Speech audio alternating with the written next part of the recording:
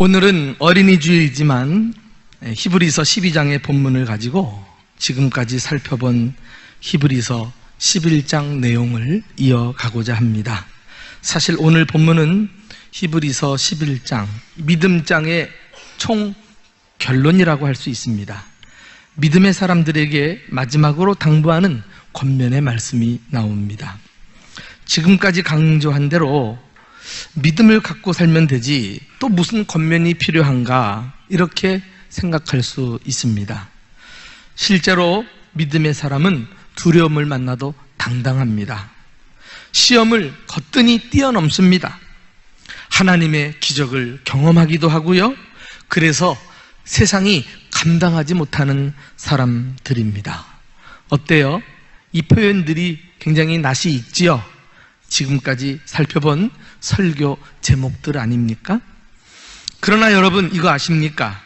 신앙생활은 그럼에도 불구하고 결코 만만치 않다는 것입니다. 어떤 믿음의 사람도 자신만만해 할 수 없어요. 왜요?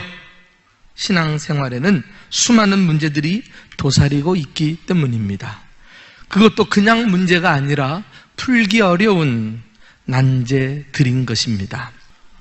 지금부터 우리는 신앙생활의 어려움을 하나씩 살펴보면서 어떻게 이 난제들을 풀어가야 하는지 본문 속에서 그 해법을 찾아보고자 합니다. 첫째로 신앙생활이 어려운 것은 장거리 경주와 같기 때문에 그래요. 차라리 신앙생활이 100m 달리기라면 얼마나 좋을까요? 그냥 한번 힘을 바짝 쓰고 그리고 승리할 수 있는 이런 경기면 누구든지 다 신앙생활하게. 그러나 많은 사람들이 이 장거리 마라톤을 달리는 것처럼 지속적으로 끊임없이 신앙생활을 해내야 하기 때문에 중도에서 포기하고 마는 경우가 많아요.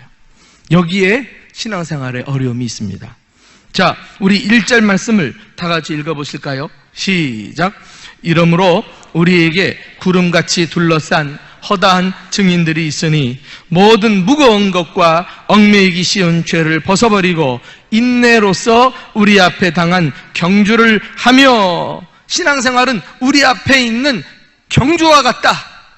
근데 이 경주는 장거리다, 장거리. 그러나 우리보다 앞서서 구름같이 둘러싼 허다한 증인들이 있다 그랬어요. 이 증인들은 순교자라는 의미예요. 믿음을 지키기 위해서 환난을 통과하고 하나님께 믿음의 사람이라고 인정받은 히브리서 11장에 나오는 그 믿음의 사람들을 가리킵니다. 이들이 죽음을 무릅쓰고 열심히 달렸다면 우리는 이렇게 쉬운 환경 속에서 왜 못 달리겠느냐는 거예요. 그러면서 달릴 수 있는 태도를 가르쳐 주죠. 어떻게? 무거운 것과 얽매이기 쉬운 죄를 벗고 달리자. 달리기 선수는 최대한 몸을 가볍게 하기 위해서 체중 조절을 해냅니다. 밤에 잠을 자다가도 체중이 올랐다 싶으면 그냥 밤 운동장을 다름박질을 해서 몸무게를 빼내지 않아요? 그 옷을 하나 입어도 요즘은 초과학적으로 말이죠. 0.01초 앞당기기 위해서 특별한 복장을 또 입기도 합니다만은 이게 다 잘 달리려는 노력이 아니겠어요? 우리가 세상 사람들처럼은 못해도 특별히 영적 믿음 생활에 있어서 세상의 관심사나 자만심 또 세상을 사랑하는 것에 우리 마음을 빼앗겨서는 신앙의 경주를 효과적으로 달릴 수가 없는 것입니다. 무엇보다도 신앙생활이 어려운 것은 마지막까지 이 믿음이 변치 않고 잘 달리는 게 어려워서 그래요. 우리가 교회에서 어르신들을 존경하는 이유가 무엇입니까? 단지 연장자이기 때문에요? 그렇지 않아요. 평생 믿음을 다른 데 빼앗기지 않고 한결같이 지켜오신 사실 자체가 너무나 귀하신 거예요. 아마도 연로하신 분들은 이와 같이 마지막 눈을 감을 때도 믿음을 지키고 천국에 입성할 줄로 믿습니다. 시편 16편 8절에 다윗이 고백합니다. 내가 여호와를 항상 내 앞에 모시며, 항상 내 앞에 모시는 게 중요합니다. 그가 나의 오른쪽에 계심으로 내가 흔들리지 아니하리로다. 여러분, 변치 않고 언제나 항상 주님을 모시고 사는 믿음의 사람들, 그는 하나님이 항상 지켜주기 때문에 요동치 않고 흔들리지 않는 견고한 삶을 살게 될 줄로 믿습니다. 그게 진짜 믿음이에요. 우리는 건강할 때뿐만 아니라 병들었을 때도, 병상에 누워서도 믿음의 끈을 꽉 부여잡아야 됩니다. 성공할 때뿐만 아니라 실패했을 때도 우리는 주님을 붙들어야 한다니까요. 부유할 때뿐만 아니라 폭삭망해서 가난하게 되어도 그 가운데서도 믿음을 붙들어야 돼요. 기도가 응답됐을 뿐만 아니라 응답되지 않을 때도 우리는 초지일간 믿음으로 항상 하나님을 모시고 살아야 할 줄로 믿습니다. 그렇게 살아야 해요.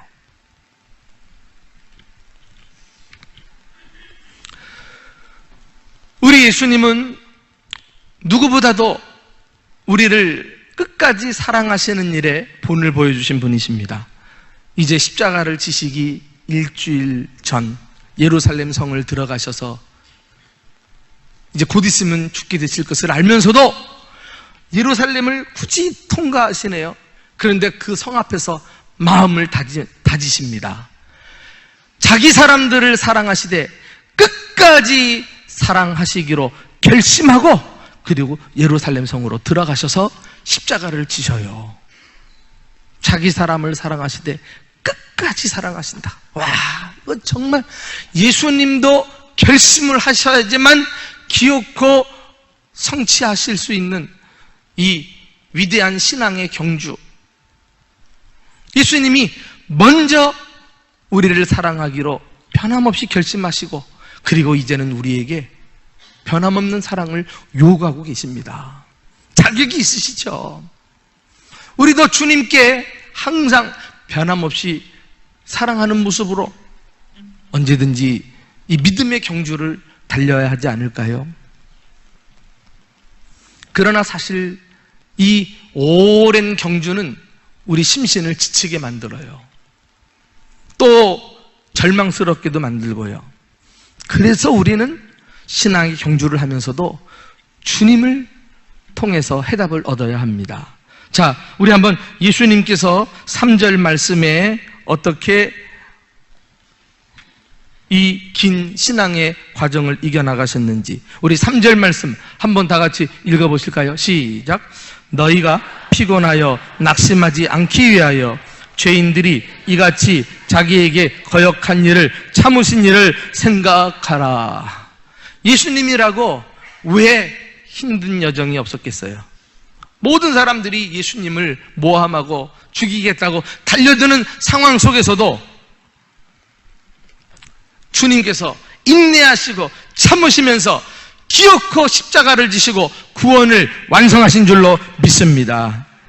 아, 예수님도 인내하시고 이 신앙의 경주를 열심히 달려가셨다면 우리도 참고 견디면서 좌절하고 낙심할 때마다 다시 용기를 내서 주어진 길을 함께 달려가는 저와 여러분 되시기를 예수님의 이름으로 축원합니다.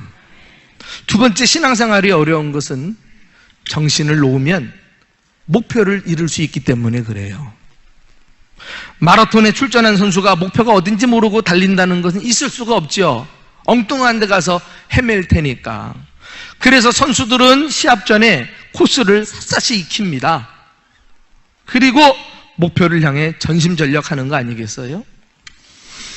신앙생활의 위기는 잘 달리다가 그만 목표를 잃고 마는 데 있어요. 사탄 마귀는 우리 앞에 함정을 파놓습니다. 이정표를 여기저기 갖다 붙여놓고 목표대로 달려가지 못하게 만들어버린다니까. 엉뚱한 방향에 가가지고 헤매게 만들어요. 그러므로 우리는 신앙생활의 참담 목표가 무엇인지 바로 알아서 사탄 마귀의 속임수에 넘어가서는 안 되겠어요. 자, 2절에 우리의 참된 목표가 나옵니다. 2절 말씀 다 같이 읽어보실까요? 시작.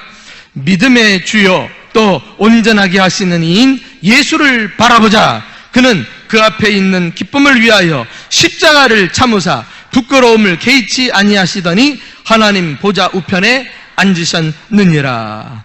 기억하십시오. 신앙생활의 목표는 우리가 천국 가는 것이 아닙니다. 이 세상에서 잘 되고 잘 사는 것도 아닌 것입니다. 오직 한 가지, 예수님만이 유일한 신앙생활의 목표인 줄로 믿습니다. 예수님을 잃으면 모든 것을 다 잃어요. 믿음도 신앙의 경주도 다 수포로 돌아가고 마는 것입니다. 왜요? 예수님이 믿음의 주요 또 온전케 하시는 분이기 때문입니다. 이 말은 믿음의 알파와 오메가가 되신다는 의미예요. 믿음의 시작과 끝이 예수님에게 달려있다는 것, 그런 의미예요. 믿음의 주라고 하는 말은 믿음을 시작하신 분, 믿음의 개척자라는 뜻 아니겠어요? 온전하게 하시는 분, 이것은 믿음을 완성시킨다는 의미예요. 그러므로 믿음의 처음과 과정과 마지막은 다 예수님에게 달려있기 때문에 그 예수님을 바라보지 않으면 신앙생활 성공적으로 할 수 없다니까. 예수를 바라보자, 이 말은 예수님을 응시하고 예수님에게서 시선을 떼지 말라, 이런 뜻이에요. 아주 그냥 집요하게 예수님만을 바라보고 가야 겨우겨우 나아갈 수 있는 게 신앙의 경주입니다. 기억하십니까? 베드로가 예수님을 바라보았을 때는 다른 제자들은 엄두도 못 냈는데 예수님을 바라보고 바다 위를 처벅처벅 걸어갔다니까. 그런데 잘 가다가 시선을 끝까지 예수님께 고정시키지 못하고 주변의 풍랑을 바라보았을 때 그냥 물속으로 빠져들어갔어요. 예수님만 바라보는 순수한 믿음에 어떤 변질이 일어난 거죠. 예수님 당시에도 수많은 사람들이 예수님으로 시작했다가 중도에서 목표를 잃어버리고 믿음이 변질돼서 세상으로 돌아가 버린 경우가 많아요. 한 번은 예수님이 오병이어의 기적을 일으켰습니다. 이야, 놀랍다. 예수님을 따라다니니까 배가 불러지는구나. 예수님 따라다니면 이 세상에서 출세하겠다. 이런 얄팍한 생각을 가지고 예수님을 쫓았다가 예수님이 한 번은 무리들을 돌아보면서 내 살을 먹고 내 피를 마시는 자는 영원히 살리라. 나는 너희를 위하여 고난받고 십자가에 죽으리라. 이해할 수 없는 이런 말씀을 하니까, 뭐야, 우리의 왕이 영원히 살아계셔야지 무슨 십자가에서 죽는단 말인가? 십자가는 저주받은 사람만 죽는 것이 아닌가? 나 그런 예수라면 따를 수 없다 해가지고 슬금슬금 빠져나가기 시작했어요. 자기 기대에 미치지 못하니까 실망을 해가지고. 그때 그 표현이 요한복음 6장 66절에 나옵니다. 우리 한번 다 같이 읽어보실까요? 시작. 그때부터 그의 제자 중에서 많은 사람이 떠나가고 다시 그와 함께 다니지 아니하더라. 여러분, 예수님을 떠난 사람들이 불신자입니까? 많은 제자들 중에 그랬어요. 예수님을 따랐던 사람들을 가리킵니다. 그런데 신앙의 목표가 바뀌어버리니까 실망한 나머지 예수님을 떠나는데, 한번 믿음이 변질되니까 다시는 다니지 않는다. 예수님께 돌아오지 않았다는 거예요. 이렇게 잘 믿다가 돌아서는 것이 무서워요. 예수님을 따르는 목적이 단지 세상에서 잘 되고 잘 먹고 부자 되고 출세되는 것이라면 그 믿음 오래가지 못할걸요. 왜? 하도 실망할 일이 많으니까.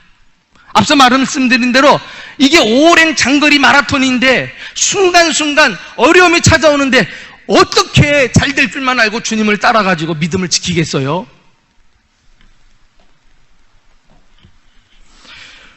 우리가 끝까지 바라봐야 될 신앙의 목표는 예수님이신데, 그 예수님이 어떤 분이라고 묘사하고 있습니까? 그는 그 앞에 있는 기쁨을 위하여 십자가를 참으사 부끄러움을 개의치 아니하시더니 하나님 보좌 우편에 앉으셨느니라. 할렐루야. 십자가를 통해서 영광을 얻으신 주님, 그분이 우리가 영원토록 바라보고 응시해야 될 믿음의 대상인 줄 믿으시기를 축원합니다. 십자가 없는 예수님은 가짜 예수예요. 고난이 없는 기독교는 가짜 기독교인 것입니다. 축복만 말하고 약속만, 영광만을 약속하는 종교는 기독교가 아닌 거예요. 반드시 신앙생활에는 어려움이 따르게 돼 있습니다. 그래서 심신이 피곤하고 낙심하기 쉽지만은 십자가를 통해 부활의 영광을 얻으신 그 예수님을 바라보면서 우리도 고난을 감수하면 반드시 승리의 날이 올 것이다, 영광의 그날이 올 것이다, 그러면서 한 발 한 발 앞으로 내딛는 것 아니겠습니까? 누구보다도 믿음의 경주에서 성공적으로 경주를 마친 사람이 있다면 사도 바울이 아닐까요? 정말 사도 바울은요, 예수님을 만난 다음에 한 번도 그 목표를 흐트리지 않고 주님만을 바라보고 주님만을 목표로 삼고 줄기차게 다름질 쳤던 사람이에요. 그의 고백을 한번 들어보실래요? 빌립보서 3장 21절 말씀입니다. 우리 이렇게 예수 믿어야 돼요. 자, 다 같이 시작.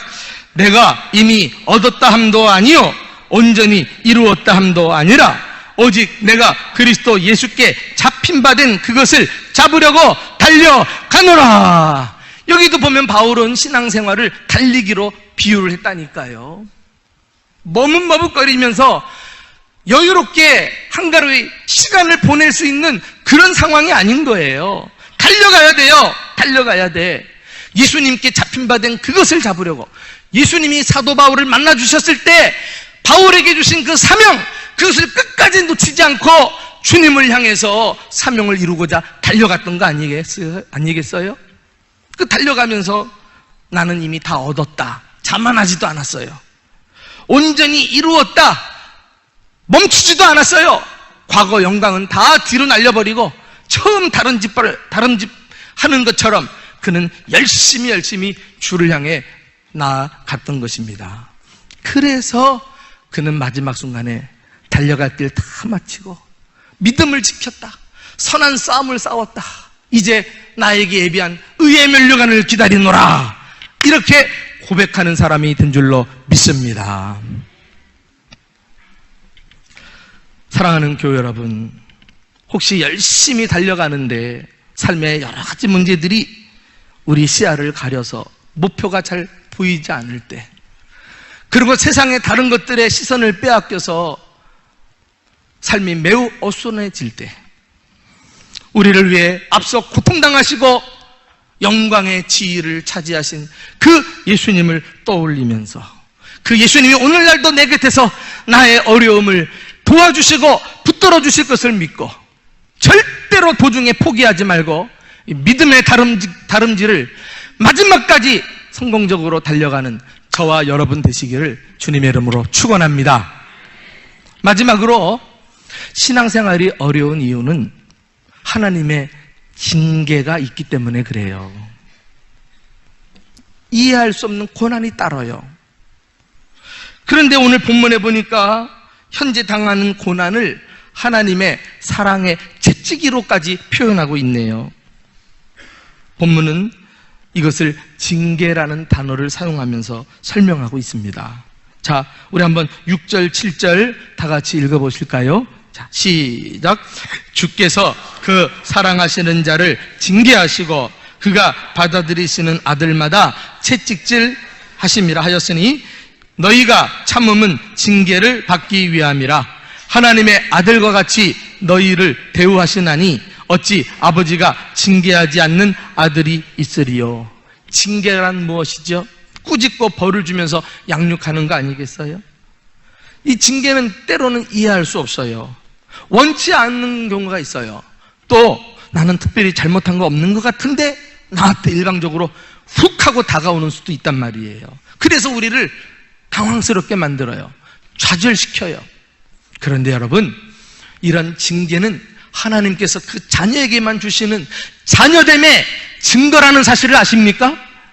그리고 이 징계는 오히려 우리가 더 잘 되도록 하시는 사랑의 채찍이라는 거예요. 그래서 8절 보면은 징계는 다 받는 것이거늘 너희에게 없으면 사생자요 친아들이 아니니라. 그렇게 하면서 우리 신앙의 경주의 마지막 목표에 도달하기까지 하나님은 이런저런 모양으로 여러 징계의 방편을 사용하셔서 우리를 다듬어 가시는 것입니다. 왜 우리를 징계하실까요? 하나님의 합당한 상속자가 되게 하시려고. 하나님의 상속자가 이게 신분이 얼마나 존귀한 자입니까? 그런데 자격 없이 상속만 받아가지고 그것을 누릴 수 있을까요? 오히려 불행이지요.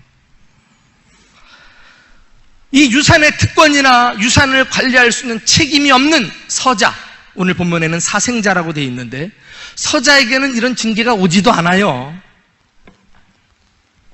우리가 예수를 잘 믿는 친 하나님의 자녀들이기 때문에 주님께서 상속자로 삼아주실 때 그의 합당한 자가 되도록 부지런히 우리를 연단하고 훈련시켜 주시는 것입니다. 그러니까 우리가 원치 않는 어려움을 당할 때 우리는 무조건 하고 시험에 빠지지 말고 생각을 좀 고쳐먹으면 좋겠어요. 자, 우리 10절 말씀 한번 다 같이 읽어볼까요? 10절 말씀입니다. 시작. 그들은 잠시 자기의 뜻대로 우리를 징계하였거니와 오직 하나님은 우리의 유익을 위하여 그의 거룩하심에 참여하게 하시느니라. 그들은 인간 부모를 말합니다. 부모들은 자기 자녀들을 징계하면서 양육하게 돼 있잖아요. 그런데 부모들의 양육은 불완전해요. 왜? 다분히 자기 욕심을 채우기 위해서 자기 뜻대로 징계하는 경우가 많아요. 그러나 하나님 아버지는 그럴 수 없어요. 하나님 아버지는 우리의 유익을 위해서 오로지 우리가 잘 되는 편을 위해서 필요하실 때 징계를 서슴지 않는다는 거예요. 그러니까 우리가 신앙생활 할 때 원치 않는 어려움을 겪으면 나는 이해할 수 없지만 하나님이 나에게 유익되게 하시는 것이구나. 하나님이 나를 특별히 사랑하시고 이 징계를 통해서 더 큰 축복을 주시려고 하시는구나. 이 믿음을 가지고 징계를 잘 감당하고 순종하는 법을 배우시기를 예수님의 이름으로 축원합니다. 예수님도 고난을 통해 온전하게 되셨다면 우리 같은 범인들은 왜 징계를 거부하고 고난을 마다하리요? 더욱 그것을 잘 받아들여서 징계 속에서 순종함을 배우고 온전한 그리스도의 사람으로 성장해야 되지 않겠어요?